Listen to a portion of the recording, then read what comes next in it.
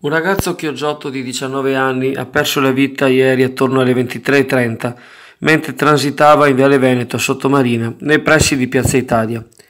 La vittima è Davide Varagnolo, che alla guida del suo scooter Scarabeo Aprilia proveniva dal lungomare in direzione Chioggia. Secondo i primi rilievi dei carabinieri, il giovane ha investito due cittadini pakistani, padre 45enne e figlio minorenne, sulle strisce pedonali subito dopo Piazza Italia e ha terminato la propria traiettoria contro una Opel Corsa con a bordo due giovani che si erano fermati per far passare i pedoni. Le condizioni sono apparse subito disperate e il tempestivo intervento dei sanitari del 118 non è comunque servito a salvare Varagnolo. In loco anche la Polizia di Stato. Per quanto riguarda i pedoni feriti, nella notte il padre è stato trasportato d'urgenza dall'ospedale di Chioggia a quello di Mestre, dove ha subito un intervento chirurgico e versa in condizioni molto gravi. Le transenne dei carabinieri avevano bloccato la circolazione per molti minuti, sia verso Chioggia che nelle altre direttrici di sottomarina. Sul marciapiede lo sgomento dei due automobilisti e della piccola folla radunatasi dopo lo schianto, in presenza di persone riverse a terra e strisce di sangue. Al pronto soccorso è continuato incessante nella notte l'afflusso dei parenti e degli amici delle persone coinvolte in cerca di notizie. Davide Varagnolo era figlio di Daniele ed Elisa. Il padre, con i suoi fratelli, gestisce l'omonimo rinomato cantiere nautico, detto anche del Ballon, in via Canali. La passione del giovane, diplomato all'Istituto Tecnico Industriale, era la box, che praticava con il gruppo Mastini e con la società Box Cavarzere, dopo aver frequentato per un certo tempo una palestra di arti marziali all'Isola Saloni, dove viveva con la famiglia. Il fermo pesca, come sapete, è terminato da qualche settimana e c'è un'abbondanza di prodotto ittico enorme e qui alla Camera, come al solito, fanno i prezzi fuori di testa, è una cosa eccezionale, una cosa che non si può fare a meno di venire.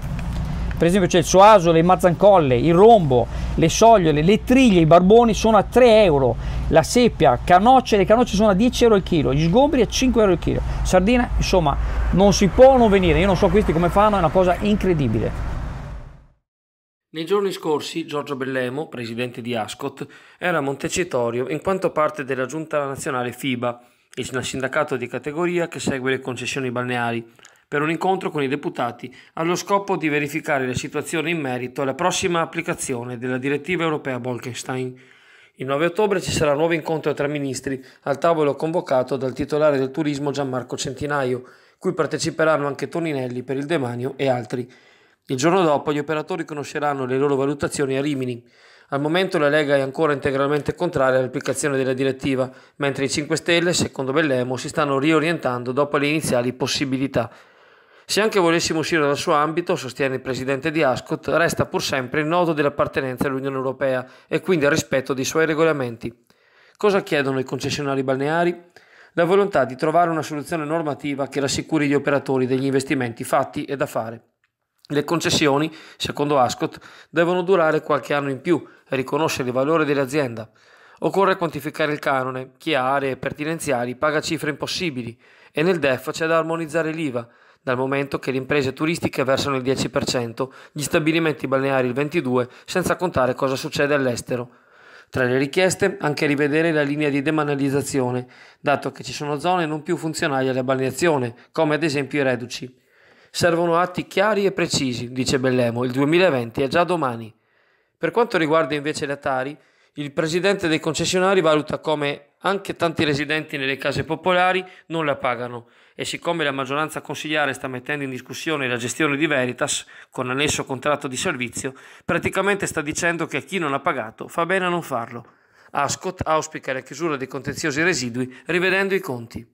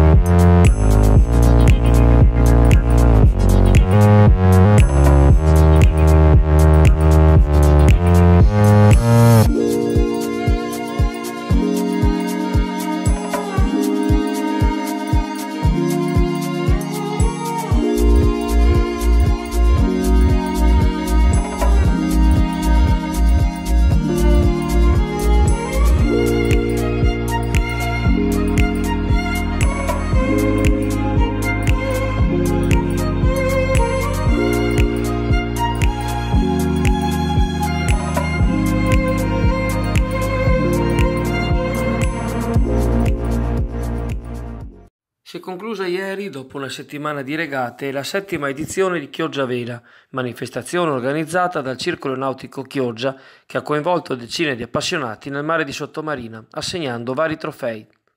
La premiazione è avvenuta sul Far del Tramonto nella sede di Calle Santa Croce. A fare gli onori di casa è stato Corrado Perini, direttore del Circolo Nautico Chioggia, assieme ai partner, ovvero lo Yacht Club Padova, il Porto di Mare, lo Yacht Club Vicenza, i Venturieri, Andana Yacht Club e le Darsene Mosella, San Felice e Saline. Durante la cerimonia, l'assessora allo sport Isabella Penzo ha consegnato una targa di ringraziamento dal comune per la passione profusa dal circolo coinvolgendo le scuole del territorio. Anche quest'anno l'iniziativa ha dato soddisfazione a chi l'ha organizzata, tanto che l'auspicio è che diventi la Barcolana di Chioggia. Non in concorrenza, dicono i dirigenti del circolo, bensì come preparazione alla Kermesse Triestina. I presupposti per ingrandire ci sono tutti, a cominciare dalla correttezza dimostrata in acqua dai concorrenti. Per la cronaca, il trofeo Chioggia Vela è stato assegnato all'imbarcazione Onda Vagabonda di Ugo Bolsonaro, timonata da Domenico Spezzapria. La gara si è disputata tra vele bianche su un percorso interamente lagunare. A proposito di Barcolana, alla prossima edizione, sabato 13 e domenica 14 ottobre, parteciperà anche il team Special Olympics di tutta Chioggia Vela, guidato da Davide Ravagnan e Clori Boscolo. Proprio i ragazzi con disabilità si è svolta ieri mattina la prima edizione di Mare Senza Barriere. Il presidente della sezione clodiense di Lega Navale Italiana, Massimo Bonaldo, auspica che si possa ripetere prossimamente l'uscita in mare con la barca di Capitan Memo per far loro conoscere la bellezza di andare a vela e di stare sull'acqua.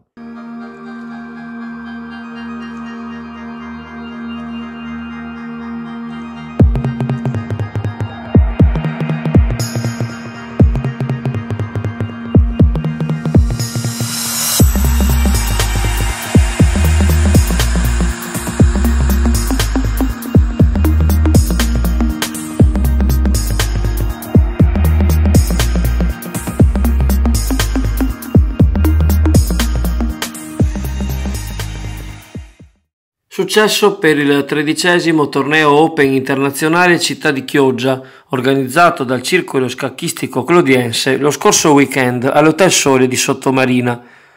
Oltre 100 partecipanti, tra cui molti stranieri e giovani promettenti.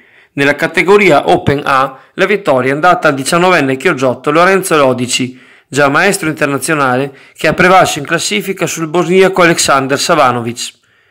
Per quanto riguarda la categoria Open B, si è piazzato primo il veneziano Gabriele Ballarin, mentre nella C la vittoria è andata a Marco Schiavo. Soddisfazione da parte del presidente del comitato regionale Veneto Scacchi, Tino Testolina, che dà appuntamento al prossimo anno, sempre a Sottomarina.